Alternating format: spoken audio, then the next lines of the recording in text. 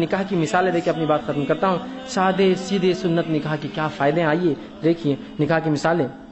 آپ صلی اللہ علیہ وسلم کے دور میں عبد الرحمن ابن عوف رضی اللہ عنہ نے نکاح کیا.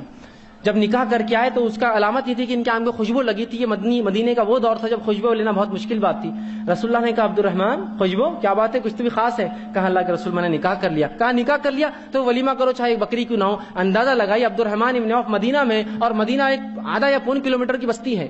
رسول اکرم صلی اللہ علیہ وسلم موجود ہے لیکن ان کو نہیں بلایا. نکاح اتنا سادہ عمل ہے کہ کسی کو بلانے کی ضرورت نہیں, وقت کے نبی کو بھی نہیں بلایا. ہمارے پاس تو ان کو بلاؤ اور نہیں بلایا تو بعد میں ہاں اکیلے اکیلے نکاح بیٹا ہم کو نہیں بلائے. وہ آدمی بولتا ہے ان کو کائے کو نہیں بلائے تھے, آؤ کھا لو بعد میں آ کے ہمارے گھر پہ کھانا. اس حد تک جاتے ہیں. رسول اللہ خالی کیا بولے کہ دیکھو ولیمہ کرو چاہے بکری کی نو, تاکہ شرعی احکام بتا دے, اس لیے نہیں کہ آپ کو کھانا تھا, شرعی احکام بتانے کے. تو ہمیں چاہیے کہ سادگی اختیار کریں, ولیمہ آپ کریں, زیادہ ضرورت نہیں. اور کتنا سادے انداز سے کہ عبد الرحمن بن عوف رضی اللہ عنہ صرف خوشبو سے پتا چلا, نہ کوئی نکاح کے اندر, نہ کوئی رسول اللہ نے نکاح پڑھا ہے. کتنا دیکھی سادہ ہے کہ وقت کے نبی کو بھی ضرورت نہیں بلانے کی اگر موجود ہو تو. نکاح اتنا سادہ عمل ہے. یہ تو چلتے پھرتے اٹھتے بیٹھتے ایک عام جس طرح سے انسان کھانا پانی کرتا ہے, جب انسان بالغ ہو جائے تو اس کی ضرورت ہے انسانی جسم کی, لوگ کر دیں.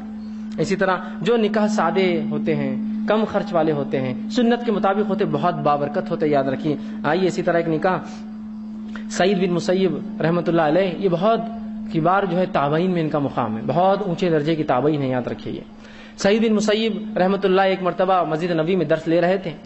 دیکھا آپ کے شاگرد عبداللہ موجود نہیں. 3 دن گزر گئے. 3 دن بعد جب عبداللہ ہے تو کہا عبداللہ کہاں تھے, 3 دن سے درس حدیث سے غائب. کہا استاد میری بیوی کا انتقال ہو گیا تھا, اس وجہ سے میں نہیں آ سکا. کہا اچھا بیوی کا انتقال ہو گیا, کوئی بات نہیں. جب کلاس لے لی, درس ختم ہوا تو کہا عبداللہ اب تم اکیلے کیسے زندگی گزارو گے, کیا میری بیٹی سے نکاح کرتے ہو؟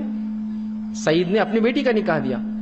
عبداللہ پریشان ہو گئے. سعید بن مسیب یہ کوئی معمولی شخصیت نہیں, یاد رکھیے. ان کے تعلق سے آتا ہے کہ وقت کے خلیفہ کے 3 لڑکے تھے, تینوں کا پیغام آ کے رکا ہوا تھا کہ سعید جس کو چاہو میری بیٹی, آپ کی تمہاری بیٹی میرے بچوں کے نکاح میں دے دو. مطلب لڑکی کی چوائس پر چھوڑا گیا تھا کہ سعید جس سے چاہے اپنی بیٹی کا نکاح میرے لڑکوں سے کرا دے. وقت کے خلیفہ نے, آج کے دور میں کہیں گے پرائم منسٹر رشتہ بھیجاؤ میرے گھر پر, وقت کے خلیفہ نے بھیجا تھا کہ میرے 3 لڑکے, سعید جو لڑکی تمہاری لڑکی جس لڑکے کو پسند, جس کو تم پسند کرو دے دو.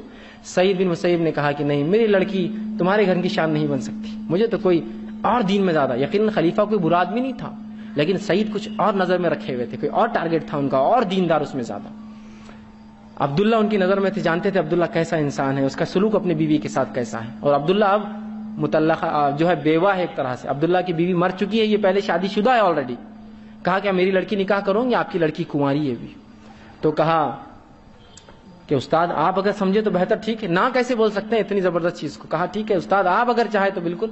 استاد نے وہیں مجلس میں نکاح پڑھا دیا. عبداللہ خاموشی سے اٹھے, گھر گئے. شام کا وقت تھا, مغرب کا. کچھ روٹیاں سوکھی تھی, توڑ کر بھگا رہے تھے, اور وہ کہتے آج میں نے روزہ رکھا تھا, اس لیے کہ کھانے کچھ نہیں تھا اس لیے روزہ رکھا. سوچا تھا روٹی تھی سوکھی تو رات میں کھاؤ, تو روٹی بھگا رہے تھے پانی میں تاکہ نرم ہوں گی تو کھاؤں گا.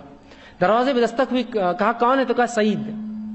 عبداللہ نہیں سمجھ سکے, کہا کون سعید, تو کہا سعید بن مسیب. جیسے ہی سنا سعید بن مسیب تو زمین نکل کے پیروں کے نیچے سے. کہا استاد آگے گھر پہ آپ طلاق لینے آئے ہوں گے, آ کر دیکھیں گے گھر کیسا ہے, عبداللہ رہتا کیا, کھاتا کیا.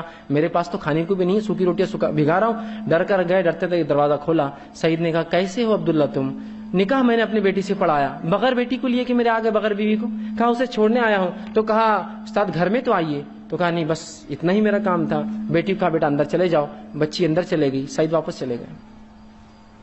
کوئی خرچ, کوئی رسم, کوئی بات چیت, اور کچھ تھا دینداری معیار تھی. عبداللہ جو ہے اب بغیر نکاح کے نہیں رہ سکتے تھے, اکیلے تھے, حالانکہ پہلے شادی شدہ ہے, بیوی مر چکی ہے, فوراً نکاح کر دیا. آئیے ایک اور واقعہ سنیے, ایسے نکاحوں میں برکت بھی ہوتی ہے, یاد رکھیے. ایک اور واقعہ سنیے. اسی طرح جو ہے ایک واقعہ آتا ہے کہ ایک شخص تھا جس کا ایک بہت بڑا باغ تھا. اس باغ میں انار وہ لگاتا تھا. وہاں اس نے ایک انسان کو ایز اے گارڈ رکھا تھا, حفاظت کے لیے, اور کہا تھا کہ اس باغ کی حفاظت کرنا, رکھوالی کرنا. ایک مرتبہ اس باغ کے مالک کے پاس اس کا دوست آیا. جب اس کا دوست آیا تو اس باغ کے مالک نے کہا جاؤ, اور عبداللہ نام تھا اس شخص کا, معاف کرنا مبارک نام تھا اس شخص کا. کہا مبارک جا کر انار لے کر آؤ, ایک میٹھا. اب مبارک بھاگتے ہوئے گئے, ایک میٹھا انار لا کر دیا. استاد جب وہ اس مالک نے کھولا تو کڑوا نکلا. کہا عبداللہ معاف کرنا مبارک, تم نے ایک کڑوا انار لایا ہے, میٹھا لاؤ, جاؤ مہمان بیٹھا ہے. پھر بھاگے مبارک گئے اور ایک اور انار لائے, پھر کھٹا. کھا مبارک کھٹا لائے انار، پھر بھیجا، پھر لائے کڑوا. تو کہا مبارک کیا کر رہے ہو؟ تو مبارک نے کہا دیکھیے آپ نے مجھے جب کام پر رکھا تھا یہ کہا تھا کہ حفاظت کرنا، اللہ گواہ میں نے آج تک کبھی انار نہیں کھا اس باغ کا، اور مجھے نہیں پتا کون سا میٹھا رہتا کون سا کڑوا رہتا. آپ نے کہا تھا حفاظت، میں صرف حفاظت کرتا ہوں باغ کی. جب مبارک کی یہ دینداری دیکھی، امانت داری کی، آج تک انار نہیں کھایا، وہ آدمی جو مہمان تھا اس کا بڑا متاثر ہوا، فوراً گھر گیا، بیوی سے کہا کہ ایک لڑکا ہے جس کا نام مبارک ہے، اتنے سالوں سے کام کرتا ہے، دینداری تو دیکھو، امانت داری تو دیکھو، آج تک انار نہیں چکھا، 3 بار کڑوا انار لایا میرے لیے. تو اس بیوی نے، اس عورت نے اس کی کہا، اس کی بیوی نے، اتنا دیندار لڑکا، تو پھر تم رشتہ طے کیوں نہیں کر کے آگے اپنی بیٹی کا اس سے؟ آگے دیکھو مجھے سنا رہی ہے قصہ کیسا ہے. تو کہا میں سوچا تم سے مشورہ لڑکی سے پوچھ لوں. گئے، مشورہ لیا، لڑکی سے اجازت، لڑکی نے کہا ٹھیک ہے کوئی مسئلہ نہیں. فوراً گئے اور کہا مبارک کیا میری لڑکی سے نکاح کروں؟ مبارک نے کہا میں کنوارا ہوں، بالکل کروں گا. اور نکاح کیا.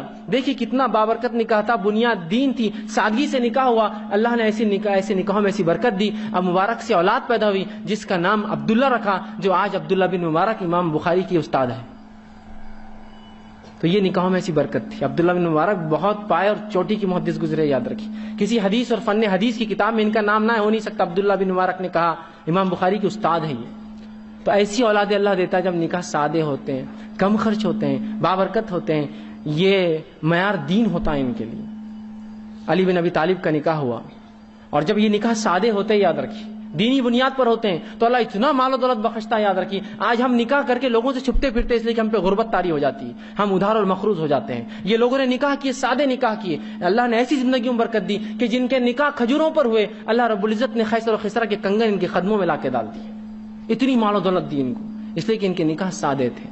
ان کا مقصد دین تھا اور انسانیت کی نشر و نما تھی، اچھی نسلوں کو پیدا کرنا تھا اور اس دین کو آگے بڑھانا تھا. تو نکاح یہ انسانی ضرورت ہے، شریعت نے اس کو ضرورت کے مطابق ایک دم سادہ، سستا، ہلکا اور ایک دم عام کرا ہے. یہ نکاح کی مثال ہمارے لیے دلیل ہے. ہمارے نکاح بھی اتنے ہی عام ہو، ایسے ہی ہو کہ دینداری بنیاد بنائیے، مالداری دیکھا جائے گا. مبارک ایک جو ہے گارڈ ہے ایک اس میں، لیکن وہ جو باغ کے مالک کا دوست مالدار ہے اس کو کوئی فرق نہیں پڑتا. مبارک کی دینداری اصل ہے، باقی وہ گارڈ ہے، چپراسی ہے، پیون ہے، کوئی مطلب نہیں. دیندار ہے، بس معاملہ ختم ہو یہاں مبارک کا. تو اللہ برکت بھی دیتا ہے ایسے نکاحوں میں. تو میں بالخصوص اپنی بات ختم کرنے سے پہلے نوجوانوں سے اپیل کروں گا کہ دین نکاحوں